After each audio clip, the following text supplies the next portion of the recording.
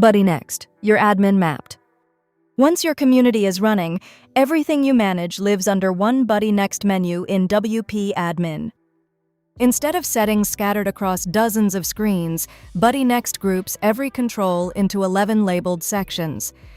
You land on the Community Overview, your dashboard with member, post, and engagement stats, a health score, your top spaces, and recent moderation activity.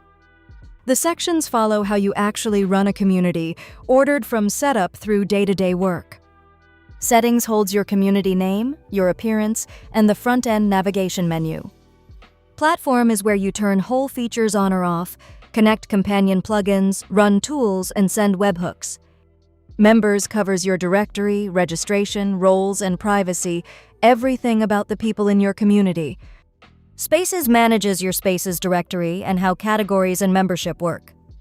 Engagement is your social settings and reactions, and with Pro, your insights. Notifications sets your defaults, your sending email identity, and the templates members receive. Moderation is your policy, your pending and report queues, your suspensions, and your appeals.